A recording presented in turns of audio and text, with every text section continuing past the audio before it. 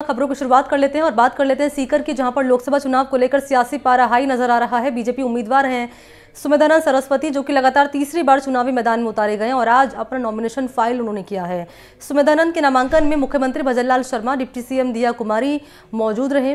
सुमेधानंद सरस्वती सीकर लोकसभा क्षेत्र से 2 बार के सांसद, और ये तस्वीर उस वक्त की जब नॉमिनेशन फाइल करने के लिए सुमेधानंद सरस्वती पहुंचे। मुख्यमंत्री की मौजूदगी रही भजनलाल शर्मा, इसके अलावा डिप्टी सीएम भी यहाँ पर मौजूद रही जब यहाँ सुमेधानंद सरस्वती ने नॉमिनेशन अपना फाइल किया। 2019 सुमेधानंद सरस्वती ने कांग्रेस उम्मीदवार सुभाष महरिया को करीब 3 लाख वोटों से यहां हराया था। बीजेपी का गढ़ माना जाता है सीकर, तीसरी बार चुनावी मैदान में उतरने जा रहे हैं सुमेधानंद सरस्वती, जो सूबे का बड़ा सियासी चेहरा माने जाते हैं। जेपी आंदोलन में काफ़ी एक्टिव इन्होंने अपनी भूमिका निभाई थी। 1989 से बीजेपी से जुड़े हुए हैं। सीकर लोकसभा सामान्य श्रेणी का लोकसभा सीट है और सीकर लोकसभा सीट पर एससी मतदाताओं की संख्या है 3,10,000 से ज़्यादा, एसटी मतदाताओं की संख्या है 60,000 से ज़्यादा, और पिछले 10 सालों में 5 बार बीजेपी ने यहाँ जीत हासिल की।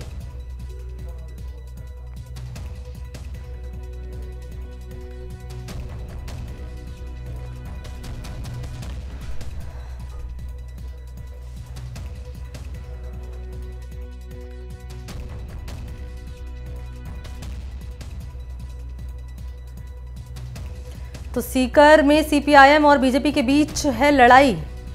तो सीकर से सुमेधानंद सरस्वती को यहां बीजेपी ने मैदान में उतारा है। नॉमिनेशन उन्होंने अपना फाइल कर दिया है।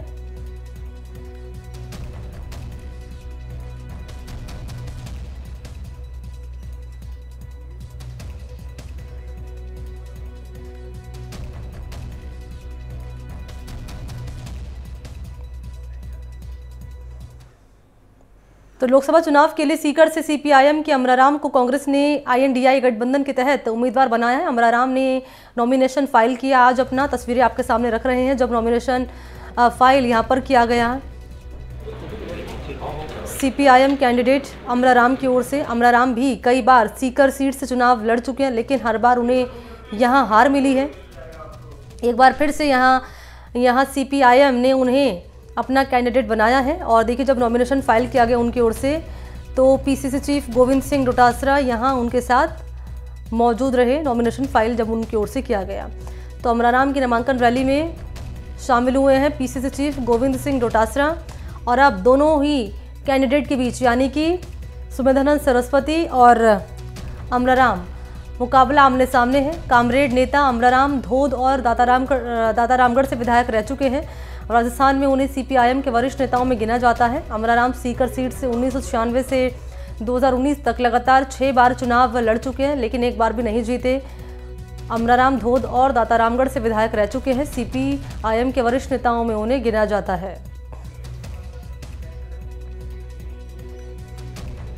और इसी खबर पर मेरे साथ जगदेव मौजूद हैं, उन्हीं के पास लिए चलते हैं। जगदेव, क्योंकि दोनों ही कैंडिडेट ने नॉमिनेशन फाइल कर लिया, हमने देखा यहाँ पर सुमेधानंद सरस्वती ने नॉमिनेशन फाइल किया, उनके साथ मुख्यमंत्री की मौजूदगी रही है। अमराराम ने नॉमिनेशन फाइल कर लिया, उनके साथ पीसीसी चीफ की मौजूदगी रही है।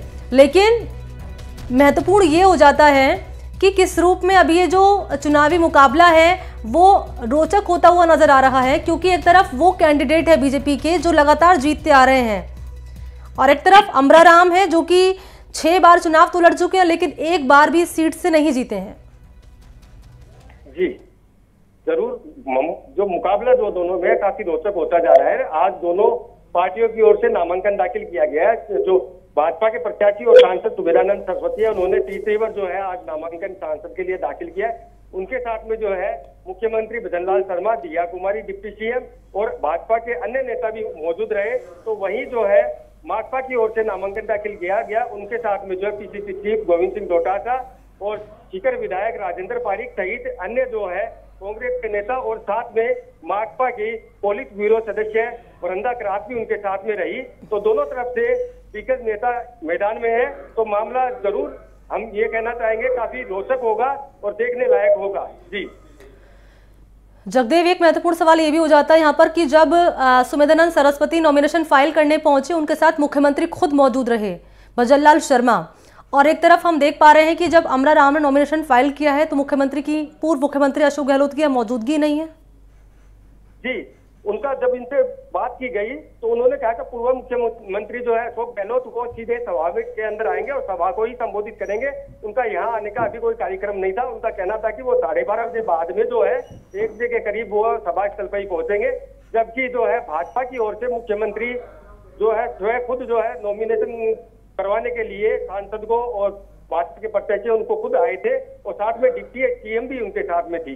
जी, यहाँ का अगर जातिगत समीकरणों पर नज़र डाली जाए तो मैं चाहूँगी बताएं आप कि सीकर में जातिगत समीकरण क्या कहता है। और क्योंकि बात कर ली जाए यहाँ पर सुमेधानंद सरस्वती की, तो कई मर्तबा वो जीतते आ रहे हैं, कई सालों से जीतते आ रहे हैं। उनकी जीत की वजह कौन सा वोट बैंक है जो हर बार उनके फेवर में जाता है?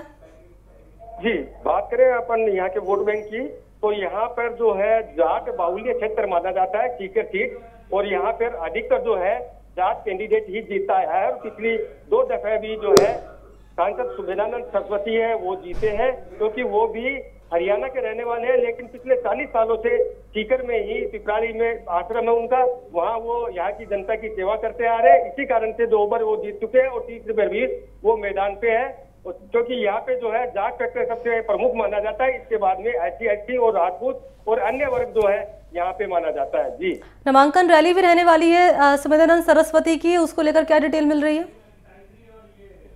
सीकर शहर के जो रामला मैदान है वहाँ पर सांसद और भाजपा प्रत्याशी सुमेधानंद सरस्वती है, उनकी नामांकन रैली है। नामांकन रैली में जो मुख्यमंत्री भजनलाल शर्मा, दिया कुमारी और जो UDF मंत्री है झाबर सिंह कर्रा, इसके साथ में जो अन्य मंत्री हैं वो भी यहाँ आएंगे संबोधित करने के लिए। और इसके साथ में ही सामने की तरफ जो है माकपा की जो नामांकन रैली वो भी कच्ची मंडी में जो है आयोजित की जा रही है। वहाँ भी जो है माकपा की वृंदा करात सहित जो है कांग्रेस के दिग्गज नेता और प्रदेशाध्यक्ष सहित पूर्व मुख्यमंत्री जो है वो भी मौजूद रहने वाले हैं। जी, CPIM के लिए सीकर सीट कांग्रेस पार्टी की ओर से छोड़ देना, इसके जरा मायने समझाइए। जी, जगदेव CPIM कैंडिडेट हैं, अमराराम जिन्हें उतारा गया है, जिन्होंने नॉमिनेशन फाइल किया है, CPIM के लिए सीट यहाँ कांग्रेस पार्टी की ओर से छोड़ दी गई है, इसके जरा मायने हम समझाइए दर्शकों को। जी, जो इंडिया गठबंधन के तहत जो है माकपा ने 3 सीटें मांगी थी यहाँ पे, सीकर, चूरू और गंगानगर, क्योंकि गंगानगर और चूरू की सीट जो है पहले ही कांग्रेस ने जो है दे दी थी अपने कैंडिडेट को, इसलिए जो लाइट जो सीट बची थी वो सीकर ही बची थी, क्योंकि माकपा का जो कम्युनिस्ट का जो है एरिया वो सीकर, चूरू और गंगानगर ही माना जाता है।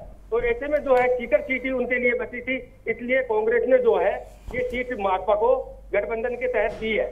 जी, ठीक है, शुक्रिया आपका जगदेव तमाम जानकारी के लिए, धन्यवाद।